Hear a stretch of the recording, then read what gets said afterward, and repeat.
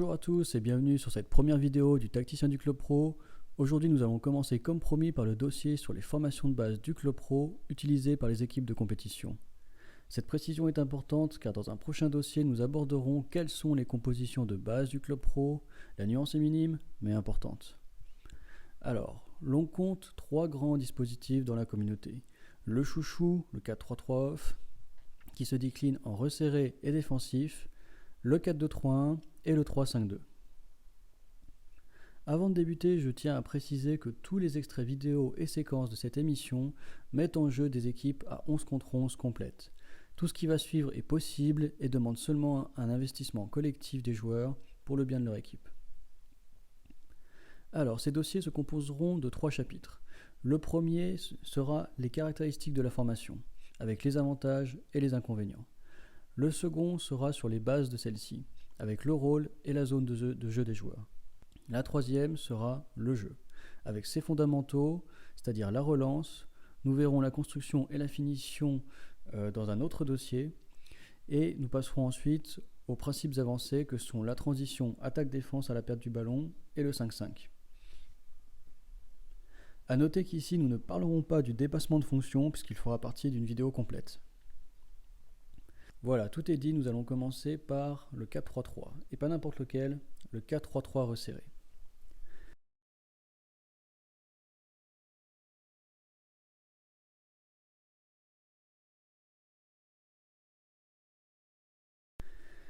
Donc, le 4-3-3 resserré, quelles sont ses caractéristiques ? De tous les 4-3-3, c'est le plus équilibré, c'est celui qui favorise le jeu de possession et de domination, qui est fait pour l'attaque. Son système est facilement modifiable à la perte du ballon, il permet d'étirer la défense, d'utiliser toute la largeur du terrain, il permet de varier le jeu et les passes, il donne une grande liberté de mouvement au BU, encore faut-il savoir l'utiliser, et il y a la présence d'un milieu défensif qui couvre et qui aura un rôle très important dans l'équilibre de l'équipe. Les inconvénients maintenant.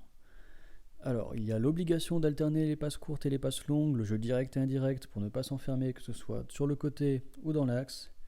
Il y a un manque de soutien offensif pour le BU est seul, ça demande donc un BU très complet. Il y a un manque de soutien défensif, et donc ça donne une fragilité au milieu de terrain, ce qui nécessite un milieu de terrain technique et complémentaire. Passons maintenant aux joueurs et à leur zone.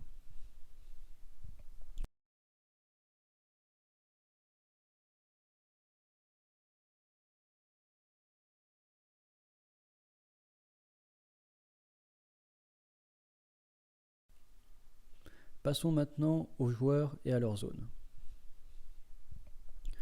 Alors parlons du GK.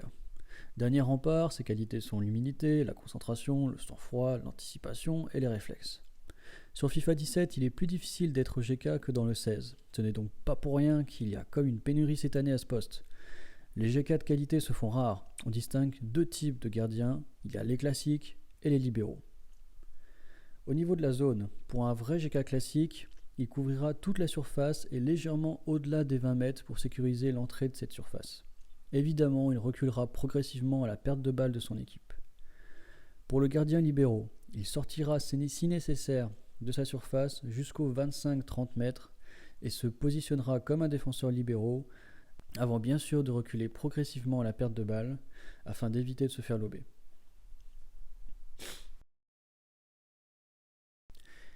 Attaquons-nous maintenant aux centraux. Le DCD et le DCG couvrent ensemble toute la partie inférieure du terrain jusqu'aux 50 mètres.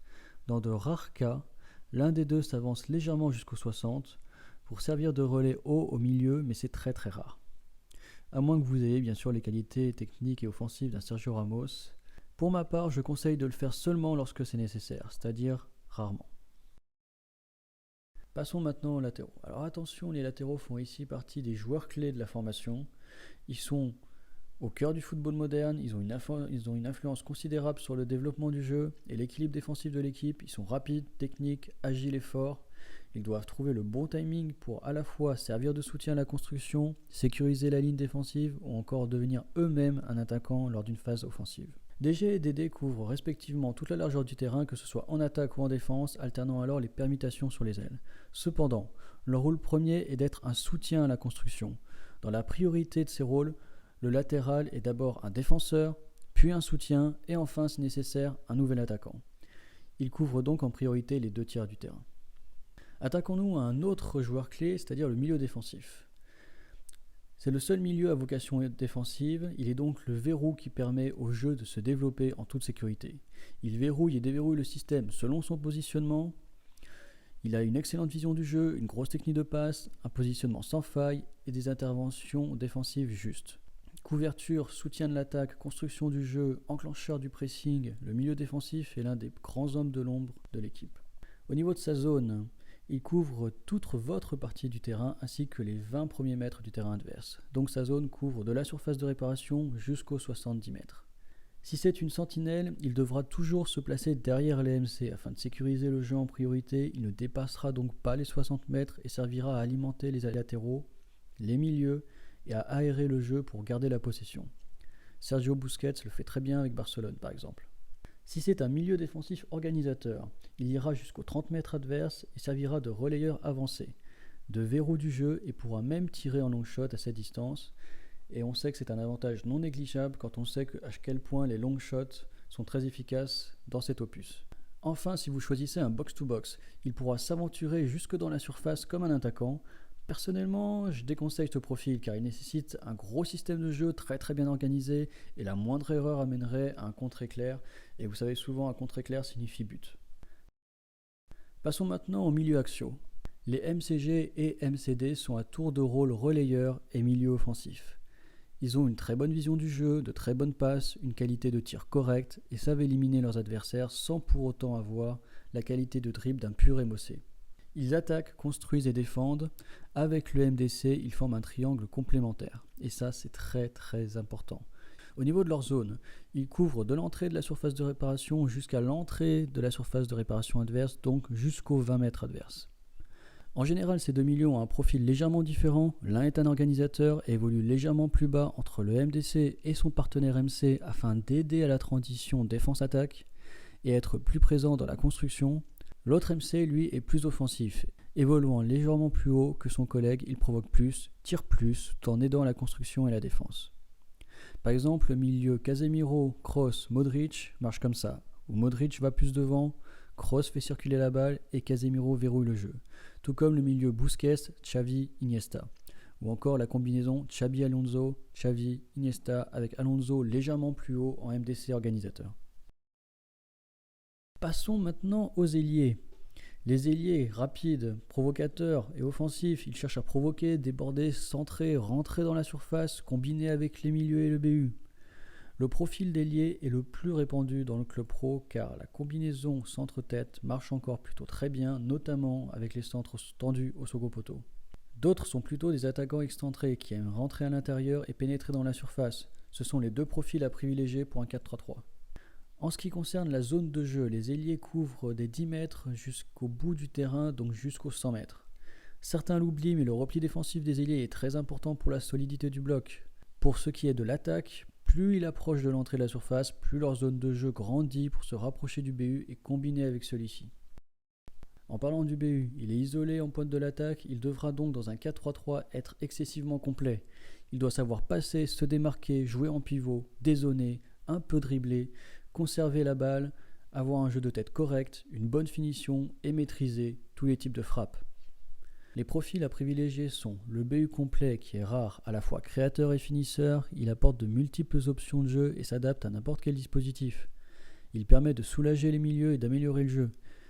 Vient ensuite le BU créateur, c'est-à-dire le faux neuf, qui apportera plus d'options qu'une pointe en pivot en dézonant. Vient en troisième position le BU finisseur. Lui, il n'apportera pas beaucoup de solutions dans le jeu, mais se créera plus d'occasions de but en mettant sous pression le jeu calé à défense grâce à ses tirs. Et vient en dernière position le BU pivot. Pour moi, le BU pivot n'est pas assez mobile. Tous les défenseurs sur ce FIFA sont grands et physiques. Son utilité est souvent réduite au jeu de tête et sur corner ou engagement. Donc pour moi, ce profil-là de BU est vraiment le dernier profil à utiliser pour un 4-3-3. Un BU en pivot a besoin d'un autre BU qui est capable de graviter autour de lui et de faire jouer. Passons maintenant à la troisième partie de cette émission avec le jeu.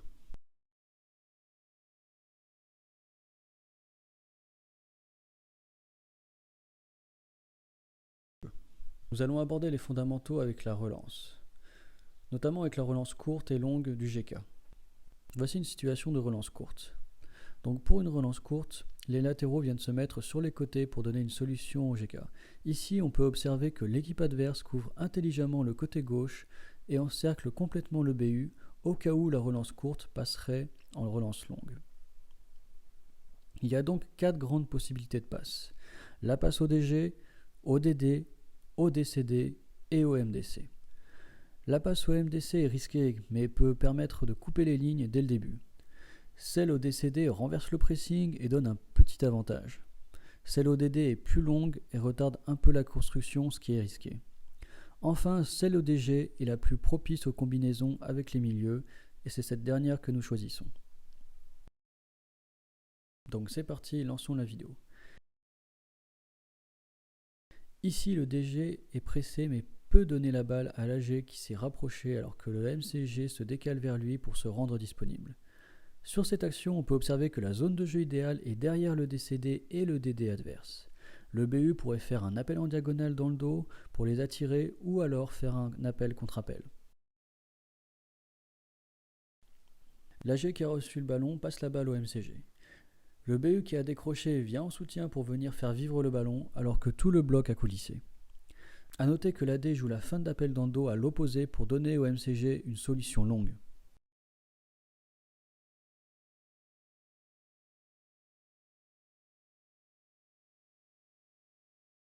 Le BU a donc hérité du ballon et a 2 grands choix disponibles devant lui. Le premier est de s'appuyer sur le MDC pour sécuriser et construire le jeu. Le second est de lancer l'AG dans le couloir en profondeur. Nous choisirons ici la première solution.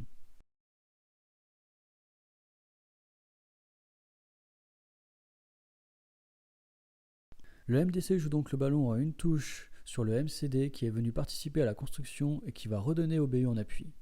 Observez bien que les 2 ailiers ont gardé leur cousse dans la profondeur pour donner 2 solutions dans l'axe au BU. Il faut donc noter ici l'importance du dézonage de ce BU et de la constante proximité des milieux entre eux, ainsi que du verrouillage du jeu du MDC. Et enfin, des courses d'abord latérales, puis intérieures des ailiers qui viennent bousculer le marquage défensif de l'adversaire. Passons maintenant aux relances longues. Il y a 2 types de relances. Il y a la longue classique et une autre relance longue qu'on n'a encore jamais vue dans le Club Pro. On va commencer par la classique. Donc la relance longue classique, c'est la relance longue de base avec la défense aux 40 mètres pour anticiper un possible renvoi du ballon vers le gardien. Le BU est encerclé par les milieux adverses, mais soutenu par les siens. Les forces sont donc équilibrées. Une fois le ballon joué, on observe les ailiers qui courent vers l'intérieur pour donner une solution de déviation dans le dos de la défense adverse qui ferait très mal si elle venait à passer. On remarque aussi que le MCG et le MCD se sont rapprochés pour une déviation courte. Donc ça, c'est l'exemple type de la relance longue classique. Les forces sont équilibrées, il n'y a pas d'incertitude, on sait très bien où le ballon va partir. Voici maintenant l'autre exemple de relance longue, et là, ça devient intéressant. Donc cette option de relance longue n'est utilisée par aucune équipe du Club Pro. Moi perso, je l'aime beaucoup, et voici pourquoi. Tout d'abord, il y a une incertitude. L'adversaire ne sait pas si la relance sera longue ou non. Il peut donc couvrir convenablement que les 50 mètres dans l'axe avec le BU encerclé et les ailes. Le BU adverse, lui, est obligé de se placer entre les 2 DC qui se sont écartés pour permettre au GK de faire une passe courte à la fois à gauche et à droite. Enfin, le MDC domine le centre de jeu pour orienter celle-ci, que la relance soit courte ou longue. Il est en domination par rapport à ses adversaires et aura le champ libre. Donc voilà pourquoi j'aime vraiment cette situation de relance. De plus, si vous choisissez la relance longue, les DC pourront remonter le terrain tranquillement tout en sécurisant les arrières. Il vaut toujours mieux avancer vers le ballon que reculer. Passons maintenant à la transition défense-attaque.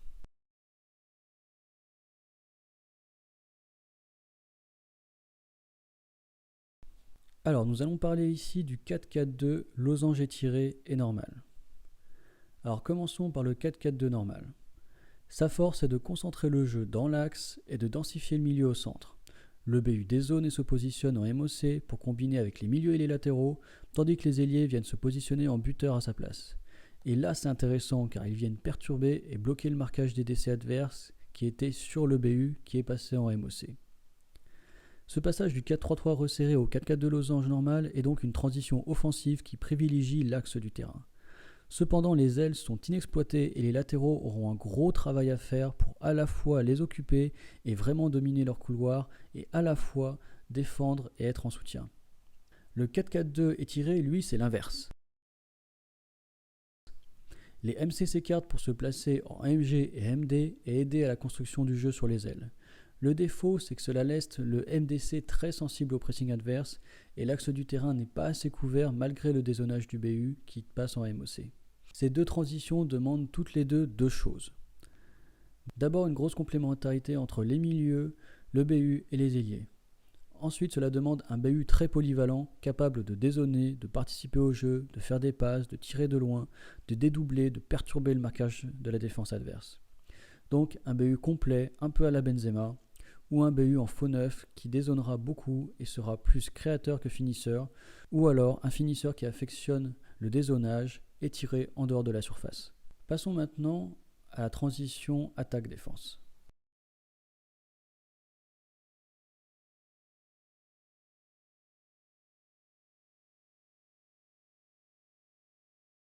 Alors nous avons trouvé trois grands dispositifs pour la transition attaque-défense. Il y a le 3-4-3, le 4-2-3-1 et le 4-5-1. Nous allons commencer par le 3-4-3.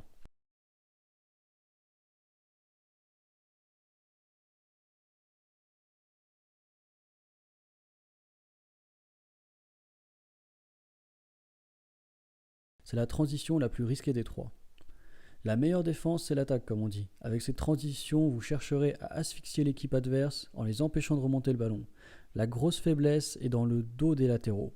Ça demande un gros travail défensif et une excellente couverture. Le MDC passé en DC vient apporter ses qualités de passeur pour la récupération et la relance.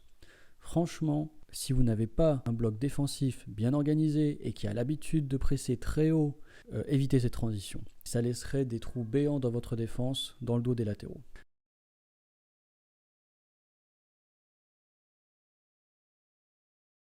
Passons maintenant au 4-2-3-1. Très utilisée consciemment ou inconsciemment par une partie de la communauté, elle a l'avantage de faire passer un des deux MC en MDC. Cette formation est une formation de contre. Elle n'est pas faite pour presser très haut, ce n'est pas ma favorite pour un 4-3-3 resserré, elle est plus efficace pour le 4-3-3 offensif. Les ailiers viennent se positionner en MOG, MOD, un peu plus bas donc. Sur cette transition, il n'y a pas réellement de point faible, ce sera la coordination entre les deux MDC qui définira l'efficacité du pressing. Passons maintenant au 4-5-1.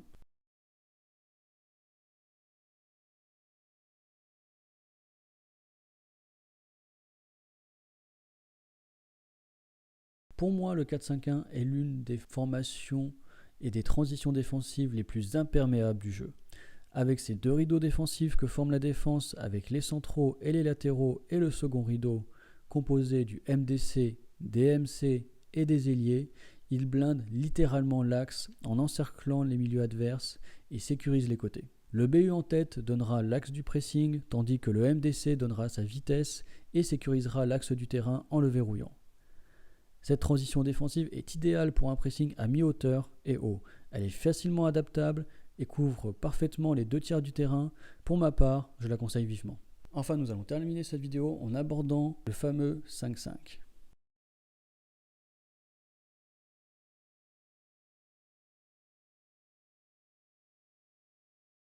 Le principe du 5-5, qu'est-ce que c'est ? Eh bien, c'est un principe qui permet à la fois à l'attaque et à la défense de rester équilibré lors de la construction et de la finition.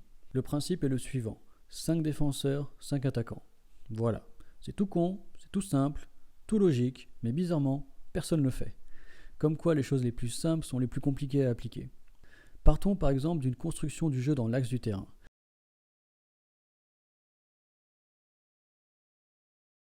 Les 5 défenseurs seront les DC, les latéraux et le MDC. Ils sont à la fois défenseurs et soutiens pour faire circuler la balle.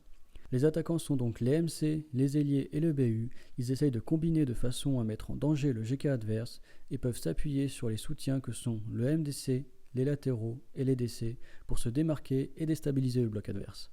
Maintenant allons sur une aile. Les défenseurs seront le DC, le MDC et les MC, et les attaquants, les latéraux, les ailiers et le BU.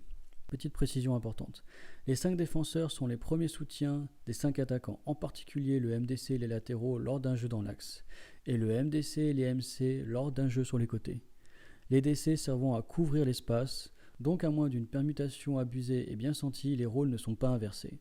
On reviendra sur cette notion quand nous parlerons du dépassement de fonction. Passons maintenant à un IFVPA France contre IFVPA Espagne. Alors, nous avons ici une bonne récupération de balle du DG qui a légèrement décroché et joue en une touche pour son MDC. Le 5-5 est respecté puisque le jeu étant dans l'axe, les latéraux sont en soutien, les DC couvrent et soutiennent leur MDC, tandis que de l'autre côté, les 5 attaquants que sont le BU, les ailiers et les 2 MC occupent la défense adverse, donnant des solutions au MDC qui a beaucoup de choix. Continuons maintenant la vidéo. Le ballon est passé au BU qui a légèrement décroché. Il a lui aussi beaucoup de choix puisque les attaquants l'entourent et les soutiens sont là à disponibilité avec les latéraux qui peuvent avancer, le MDC qui verrouille. Malheureusement, il oublie de combiner avec ses ailiers et ses latéraux et laisse la défense se reformer, ce qui va amener à une perte de balle. Passons à un second extrait, toujours entre IFVPA France et IFVPA Espagne.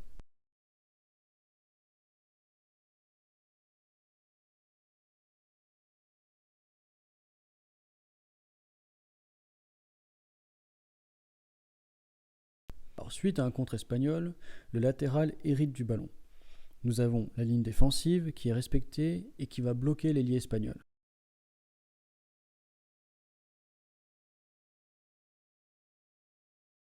Dans la suite de l'action, l'ailier espagnol se retourne vers ses coéquipiers et se fait dépasser par son latéral en dédoublant.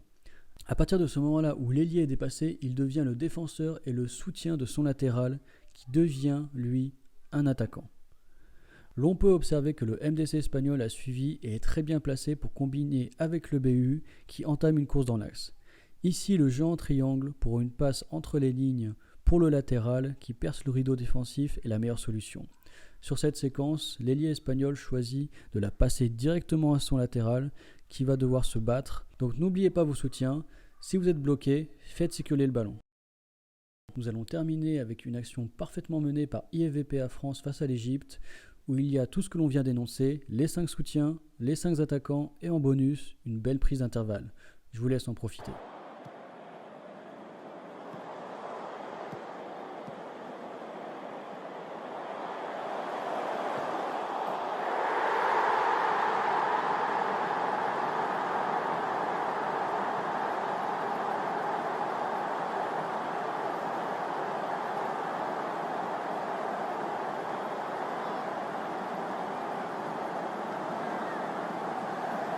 Merci à tous d'avoir suivi cette première vidéo, de votre soutien.